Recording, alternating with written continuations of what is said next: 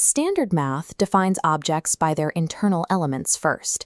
We start with a set of points, and only then do we impose external structures, like geometric bounds or algebraic rules, to give them shape. This assumes an object possesses a stable identity, regardless of how it is tested.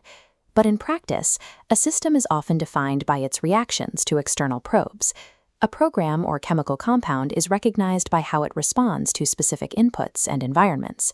A Chu space formalizes this by treating the system as a stabilized evaluation regime. It shifts the focus from the isolated object to how it evaluates against its own surroundings. To achieve this, we must pair every set of points with a dual set of observations. The object becomes a coupling between a thing side and a test side. When observation is treated as a primitive requirement, the identity of a system is no longer confined to its internal elements. It is defined by the pattern of its possible encounters with the outside world. Formally, a Chu space is a triple. It consists of a set of instances, C+, a set of tests, C-, and an evaluation pairing that measures what happens when they meet. We can visualize this interaction as a matrix. We list our points, or instances, as horizontal rows. We list our tests, states, or open sets as vertical columns. Where a row and column intersect, we record the value k. This is the specific result yielded by running that exact test against that exact point. In this framework, the mathematical object is the entire matrix. It is the record of every possible observation for every possible instance in the system. Because the system is defined by its observations, duality is a structural feature of the matrix rather than an operation applied to it later. Taking the dual of a Chu space simply means transposing the matrix along its diagonal. Every point becomes a test, and every test becomes a point. The internal evaluation results remain exactly the same, but the polarity of the system has flipped. This matrix also reveals when two objects are observationally identical.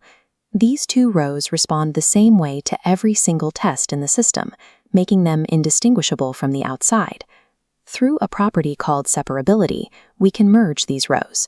We decide that if no test can tell them apart, they are effectively the same point. We can do the same for the columns. Extensionality merges two tests if they produce the same effect on every point in the matrix.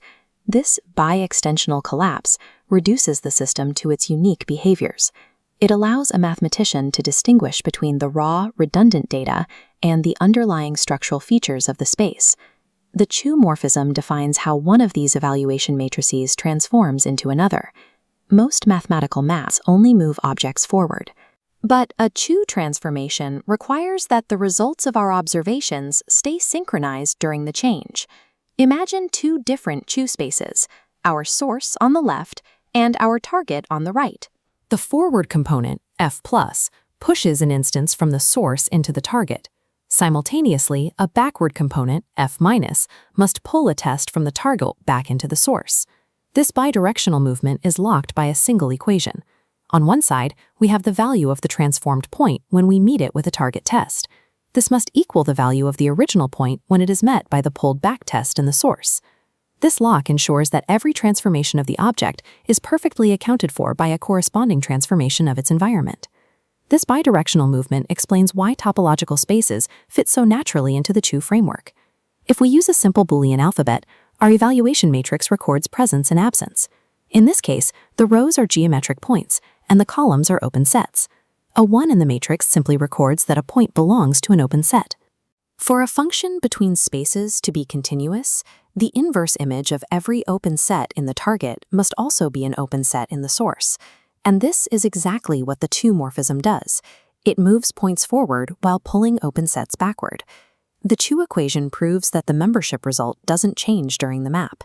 Continuity is revealed as a specific way of stabilizing a point observation matrix. By changing the value set k, we can apply this same matrix logic to entirely different fields of science. In computer science, we can use 3 values: not yet, active, and terminated.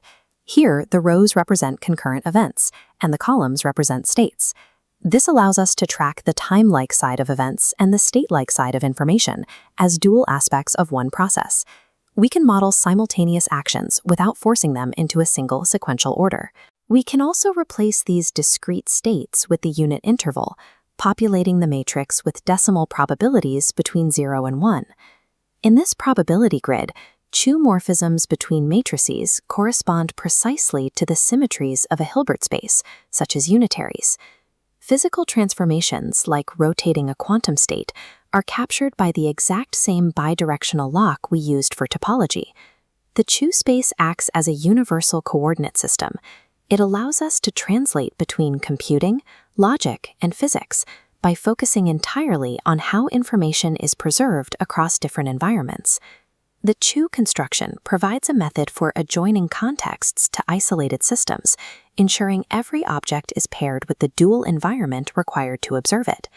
Before we define the geometric rules of a topology or the dynamic equations of physics, this raw matrix of evaluation exists.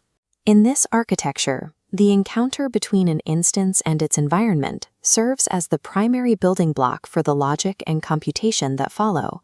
Reality is defined by the pairing.